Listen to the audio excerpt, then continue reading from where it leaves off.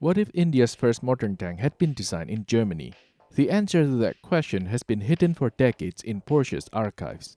An important part of armored history is a vast number of designs that never made it past the drawing board. While some remained nothing more than rough sketches, others became key elements in major tank development programs.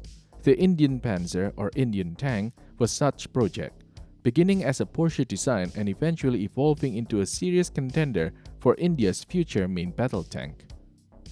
But first, why was India in need of a new tank? After the British Raj gained independence in 1947, the subcontinent was partitioned into India and Pakistan, creating separate states for Hindus and Muslims in an attempt to reduce sectarian tensions.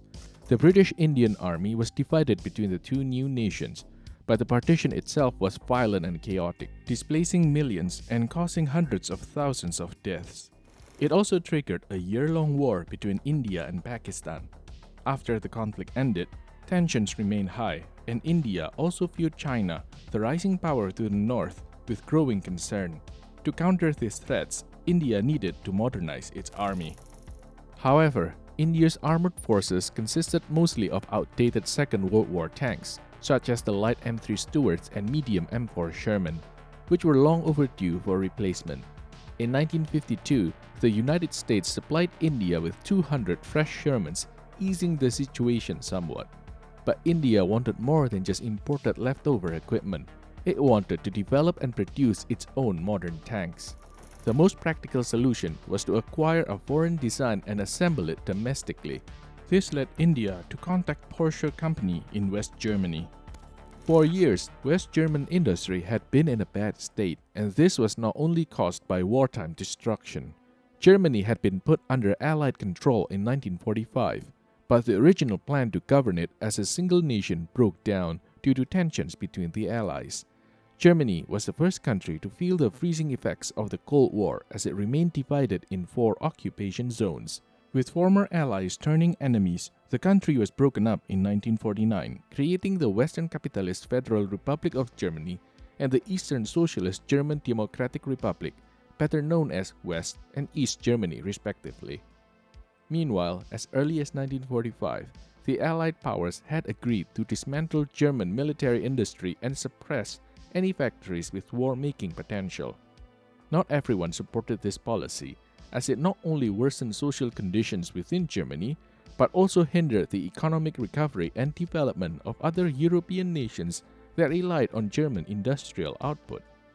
After Germany was formally divided in 1949, increasing pressure was placed on the Allies to abandon the dismantling program. This resistance finally succeeded in 1951, when the policy was reversed, paving the way for the rebuilding of West Germany's industrial base.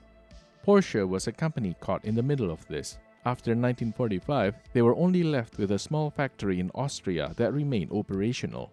Although permission to continue design work on cars was given at the end of 1946, military products were obviously excluded. Porsche had surrendered all of its design for military vehicles to the Americans and British. Interestingly, all of Porsche's wartime armored vehicle designs had been surrendered to the American and British authorities.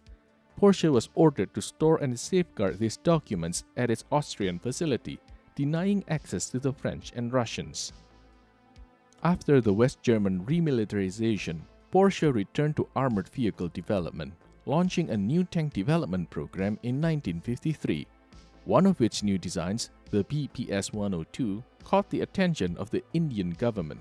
It was a 39.5-ton tank with a crew of 4 and a turret armed with a 90mm gun. How India first established contact with Porsche remains unclear, though Daimler-Benz company may have played a role.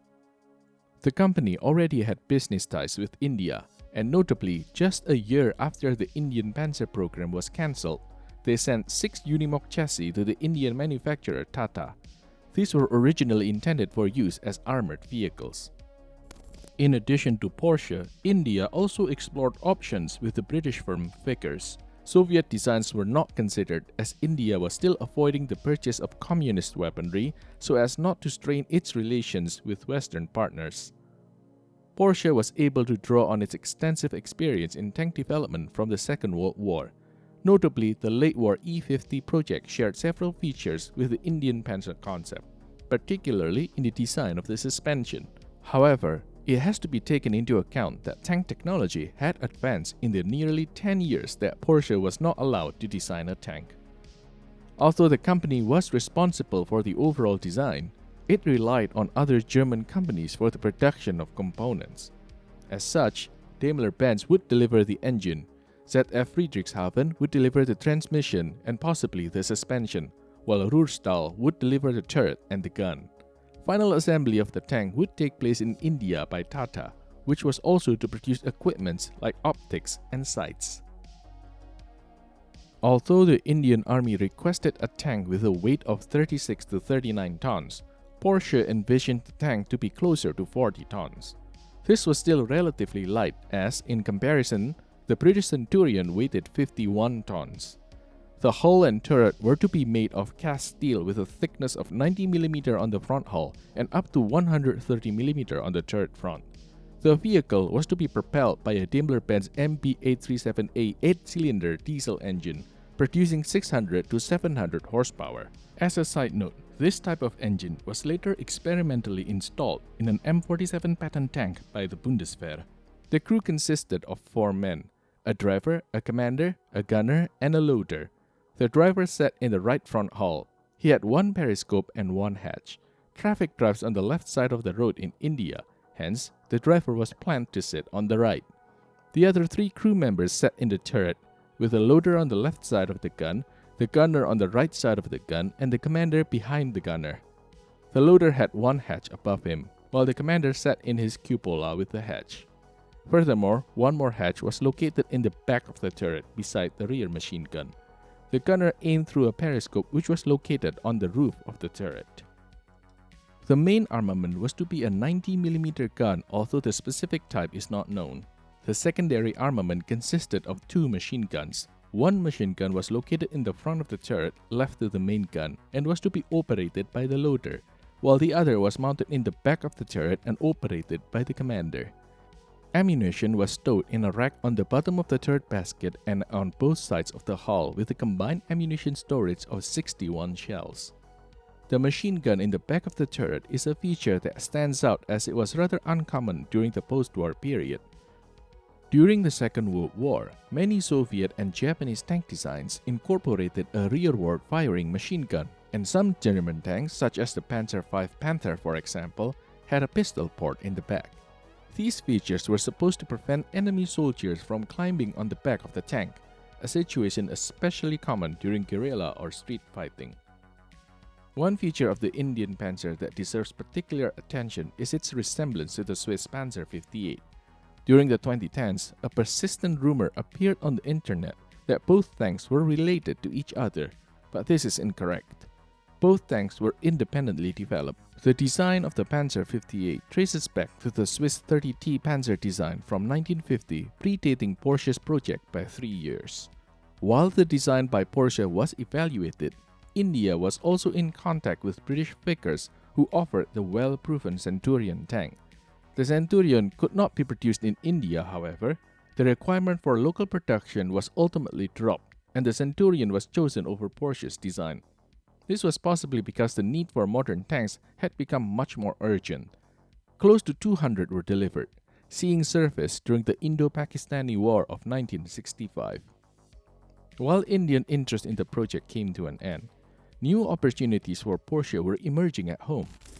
Due to the Soviet threat, a new West German army named Bundeswehr was formed on 5th of May 1955. The new army received its first tanks in 1956, including the American M47 Pattons and M41 Walker Bulldogs. Although built from 1951, the M47 Pattons were technically already obsolete in 1953, and the Germans were not fond of them. The search for a more suitable main battle tank led to a joint Franco-German development program in 1957 to create the so-called Europanzer. This program would ultimately lead to the Leopard 1 in Germany and the AMX 30 in France. Porsche was also involved in the program, and, in hindsight, the Indian Panzer can be seen as one of the transitional designs that bridged the gap between German tank development from the Second World War and the new tank development of the late 1950s. Indeed, one of Porsche's first sketches for the new Europanzer shows remarkable similarity with the Indian Panzer. Concluding, it can be said that although never built, the Indian Panzer did certainly play a role in both German and Indian tank developments in the mid-1950s, though it would take a few more years for the Indian Army to find a tank that could be produced domestically. They eventually found a solution in 1961 with the Vickers Mark I main battle tank. It was adapted under the name Vijayanta, meaning victorious. The tanks entered service in 1965, 10 years after the Indian Panzer was rejected. For Porsche, the Indian Panzer was one of the leads for its later tank designs, influencing through the Europanzer project both the French AMX-30 and the German Leopard 1. As always, we close with a question. Do you think India made the right decision to go with the Centurion instead of the Indian Panzer? Let us know in the comments below. If you haven't done so already, we invite you to subscribe to stay updated on future content. If you would like to contribute further, consider supporting us on Patreon or PayPal. We want to especially thank our medium and heavy tank Patreon supporters, Dave Shefford, Sopwith21, Dan Fitzpatrick, Owen M, and R. Rob. Your generous contributions help fund our research, illustrations, and video production. Until next time, keep us in your sights.